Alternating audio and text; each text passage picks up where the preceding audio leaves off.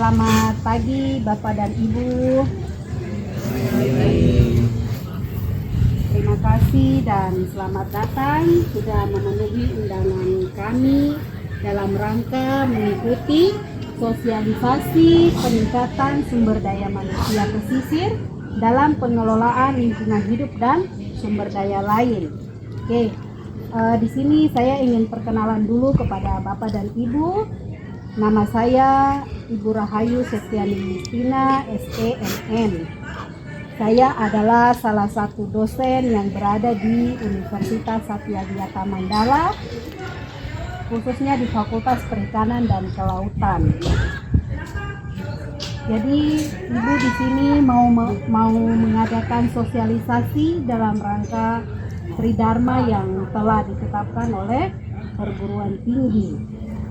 Di sini kita akan pengabdian kepada masyarakat. Jadi sosialisasi ini Ibu ingin sosialisasi kepada Bapak dan Ibu yang sudah hadir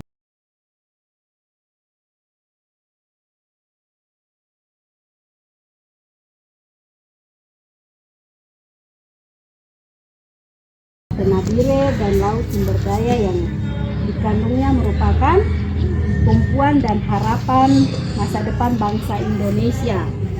Ya. Jadi kalau kita lihat di sini kan sumber daya manusia yang ada di Kabupaten Nabire ini sangat banyak. Ya. Salah satunya apa? Ada yang bisa jawab?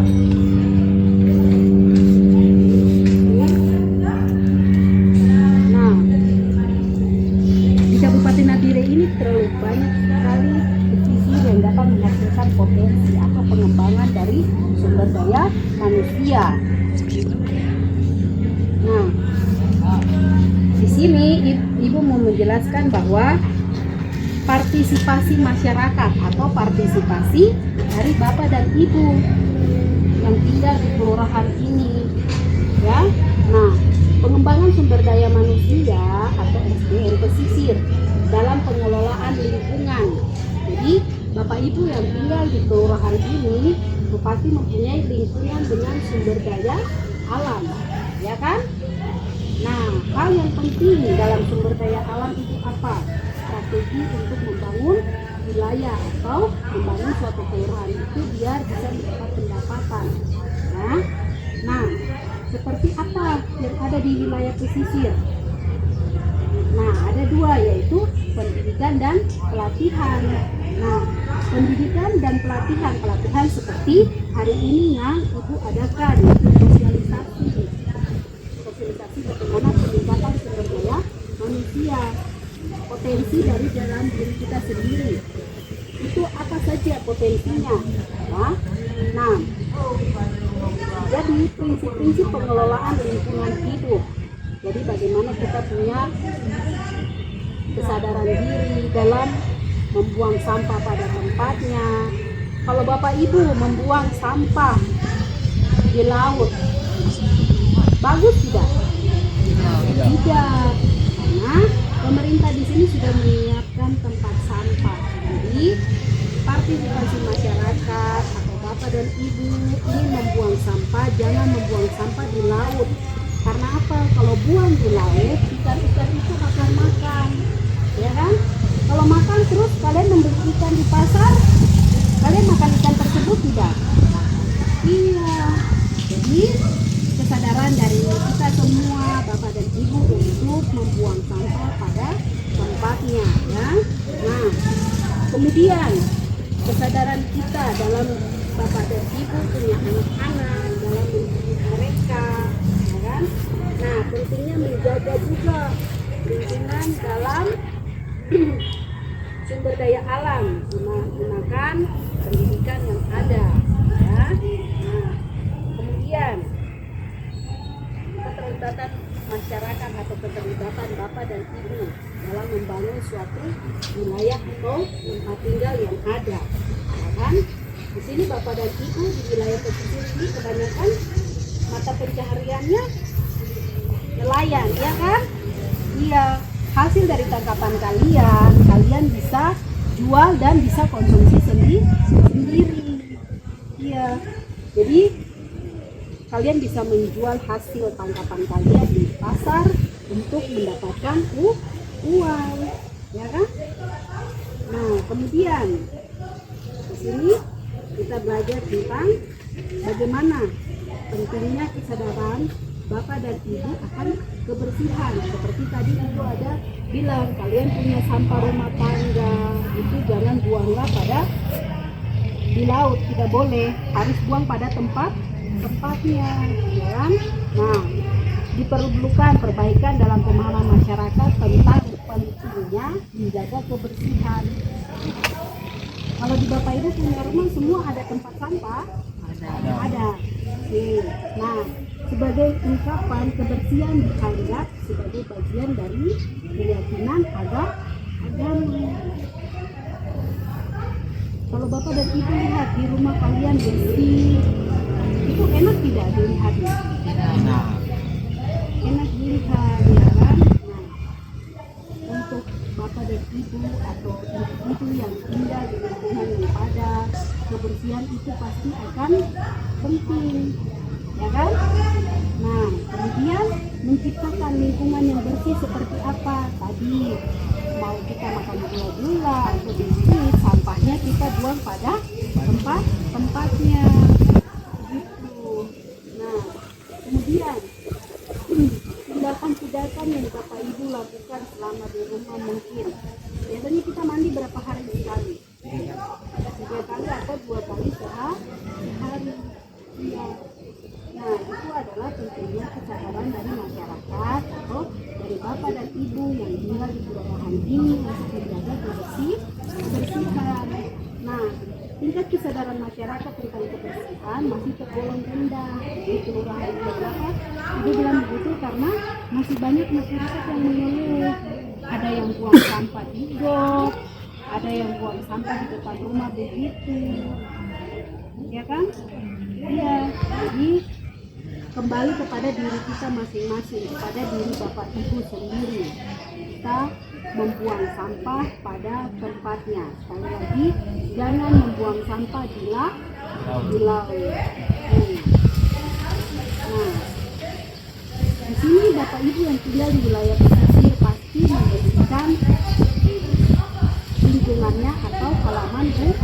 Nah, pelestarian lingkungan itu merupakan upaya manusia yang harus dilakukan agar tetap terjaga dengan baik, ya kan?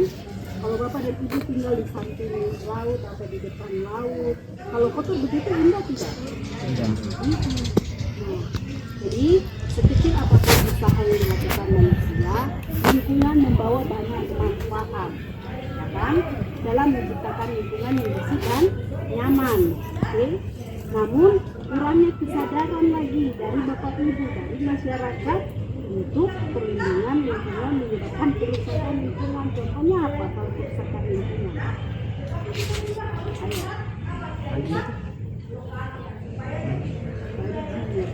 Banjir disebabkan karena masyarakat atau Bapak Ibu kita semua membuang sampah tidak pada tempatnya.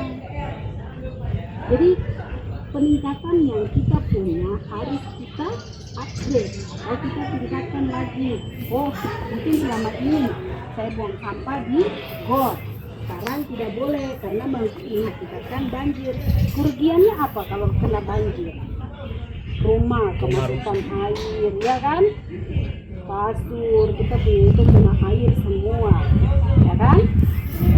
Nah, kemudian dalam kegiatan gerakan bersih ini banyak nih Bapak Ibu punya anak-anak atau mahasiswa yang memiliki tentang pengabdian ini. Jadi ini sangat penting. Jadi Bapak Ibu yang tinggal di sini ya, ini saja kan kita bisa lihat peningkatan sumber daya manusia. Ya. Jadi itu sangat penting, potensi atau pengembangan dalam diri kita. Ya. Perlu kita upgrade. Kalau mungkin kalian berpikir, Bapak Ibu berpikir untuk, oh saya sendiri kerja, kita harus melihat orang lain, masyarakat yang lain yang tinggal di lingkungan kita. Nah, kemudian ada juga nih sumber daya manusia untuk permasalahan di dalam pendidikan. Ya kan? Bapak Ibu punya anak-anak mendapat sekolah yang layak, yang baik. Tapi bagi teman-teman yang lain, bagi orang tua yang punya anak-anak lain, mereka apa? Masalahnya ada di dalam pendidikan. Nah, kebanyakan para nelayan atau bapak ibu punya anak-anak menghadapi permasalahan tersebut, yaitu rendahnya standar pendidikan. Artinya apa? Para guru-guru yang di sekolah harus mengajar anak-anak didik mereka untuk menjadi sumber daya manusia yang bisa sukses, ya kan? Nah, kemudian strategi mengenai masyarakat pesisir. Strategi masyarakat pesisir yang pertama tentang ekonomi masyarakat pesisir atau di wilayah pesisir. Seperti yang tadi Ibu katakan, Bapak dan Ibu mempunyai mata pencaharian adalah menangkap ikan atau mencari ikan di laut. Jadi Bapak Ibu punya penghasilan itu ada dari hasil tangkapan, ya kan? Kalau misalnya cuaca buruk, angin, bisa mencari tidak? Tidak kan? Iya. Nah, kemudian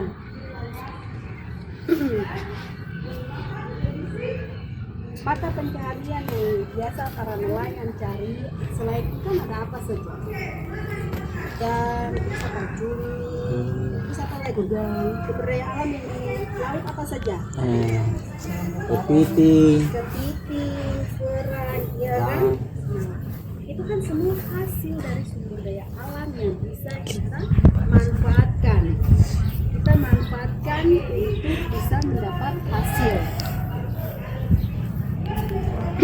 Begitu ya Bapak dan Ibu.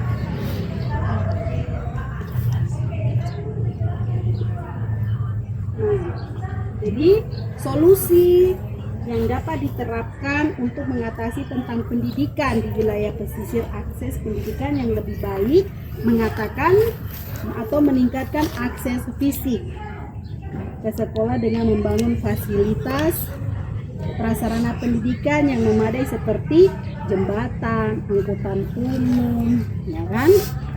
Atau sekolah yang lebih dekat dengan wilayah pesisir. Ya. Nah, kemudian kemitraan masyarakat melibatkan masyarakat lokal dalam pengambilan keputusan pendidikan dan menjalin kemitraan dengan organisasi lokal. Ya, jadi memastikan sekolah dan fasilitas pendidikan lainnya aman dari bencana alam. Seperti tadi Bapak Ibu bilang toh, sering di kelurahan ini ada banjir. Banjir karena Bapak Ibu tidak bisa buang sampah pada tempatnya, ya kan? Nah, kemudian kita bisa lihat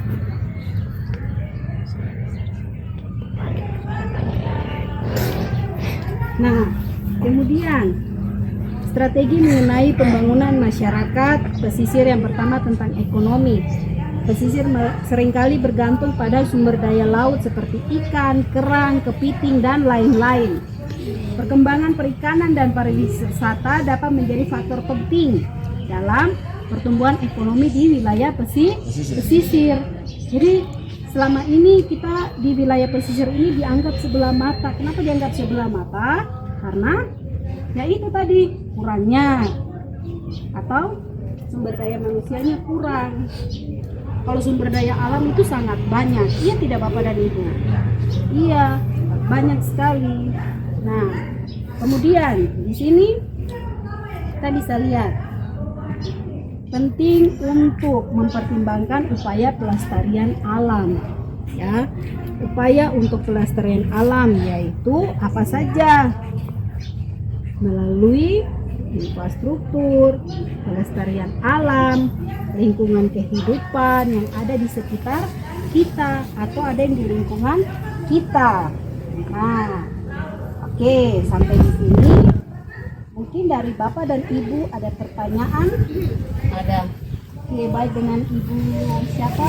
Agnes Adi. Oke, Ibu Agnes Adi, terima kasih Ibu sudah bisa datang pada sosialisasi pagi hari ini. Silakan Ibu mau bertanya tentang apa? Ibu saya ingin bertanya tentang potensi apa yang bisa diusahakan. Oke, baik sekali. Terima kasih Ibu Agnes untuk pertanyaannya. Sangat bagus ya Bapak dan Ibu. Berarti saya mengadakan sosialisasi di pagi hari ini sangat bermanfaat bagi Bapak dan Ibu di kelurahan ini. Oke, Ibu akan menjelaskan bagaimana potensi atau peningkatan sumber daya manusia. Ya. Nah, potensi yang ada di dalam diri kita yang kita harus upgrade. Nah, jadi potensi itu bagaimana kesadaran kita sendiri, ya. Kesadaran kita sendiri itu seperti tadi Ibu bilang, oh kita membuang sampah jangan pada di laut, di sembarangan, di got, seperti itu. Bagaimana Ibu Agnes, cukup jelas? Iya, jelas. Baik, terima kasih Ibu Agnes sudah bisa bertanya dan bisa memahami, ya. Nah.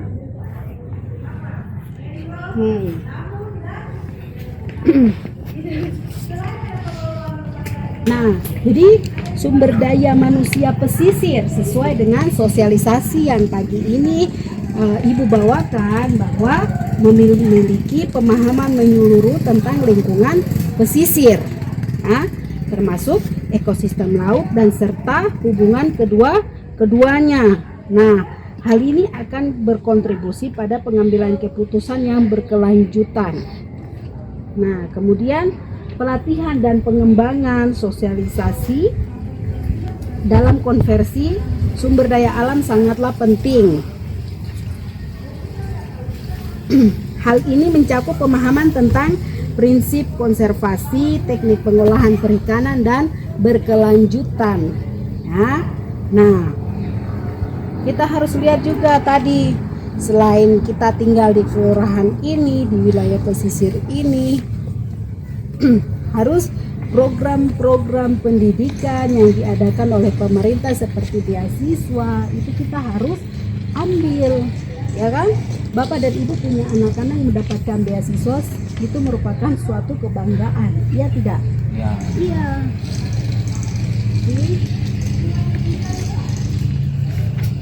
Nah, kemudian untuk melibatkan masyarakat dalam seluruh tahapan yang ada di kelurahan ini atau di wilayah pesisir ini harus melalui tahapan seperti yang pernah Ibu ajar kepada Ibu punya mahasiswa-mahasiswa, yaitu tentang manajemen. Jadi ada manajemen dalam perencanaan atau planning. Jadi kayak Bapak Ibu mereka ingin pergi ke laut untuk mencari, pasti harus punya planning toh, melihat cuaca dulu, menyiapkan perahu, menyiapkan alat tangkap, ya. Nah, itu adalah salah satu dari manajemen perencanaan atau planning, ya kan? Nah, di sini monitoring evaluasi yang ada atau menerapkan sistem pemantauan yang kuat dan mengukur dampak strategi pengembangan sumber daya manusia.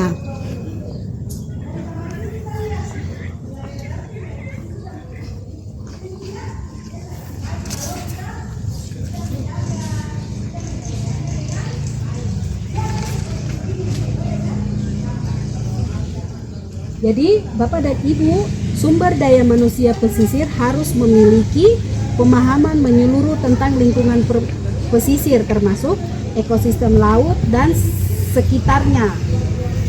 Nah, mendukung pengabdian ini atau sosialisasi ini ingin meningkatkan kesadaran dari Bapak dan Ibu yang tinggal di wilayah pesisir ini, ya. Nah, kalau misalnya kita punya lingkungan yang ada satu orang membuat lingkungan itu rusak, berdampak tidak? Berdampak, iya kan? Iya. Nah, pengembangan sumber daya manusia pesisir dalam pengelolaan lingkungan hidup dan sumber daya alam adalah hal yang penting bagi keberlangsungan ekonomi. Ya. Nah, serta ekologi dari daerah pesisir dan juga meningkatkan taraf hidup.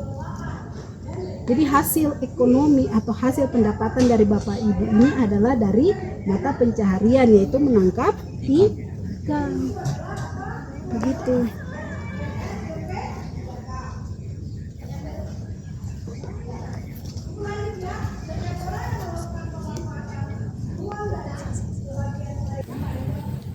Iya, Bapak dan Ibu, mungkin ada pertanyaan dari Bapak dan Ibu, silahkan. Oh iya, Bapak, dengan Bapak siapa nama? Anison Pigomi. Iya, Bapak Anison ingin bertanya tentang apa?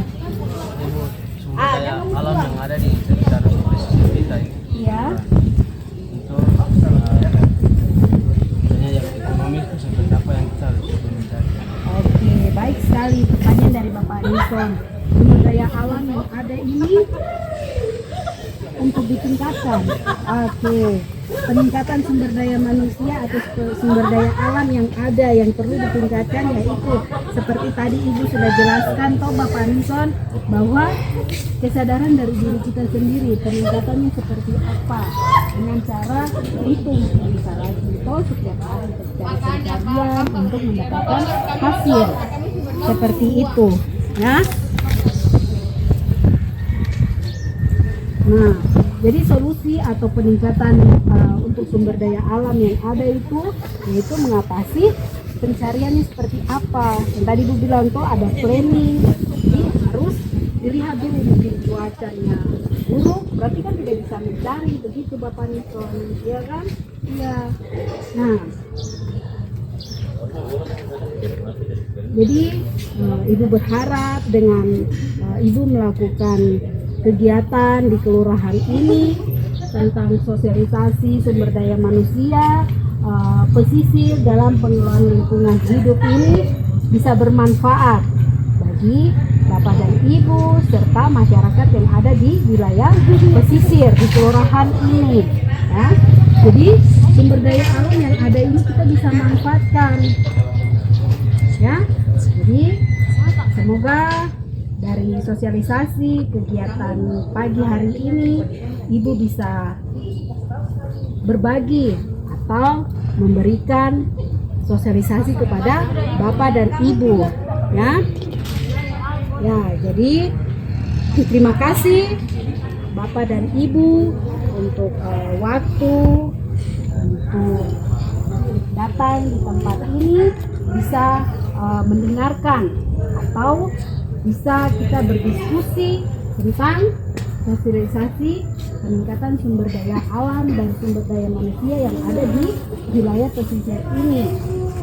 Jadi kalau misalnya Bapak dan Ibu ingin berdiskusi lebih lanjut, Ibu mengajar pada Universitas Satya Mandala ya, pada Fakultas Perikanan dan Kelautan.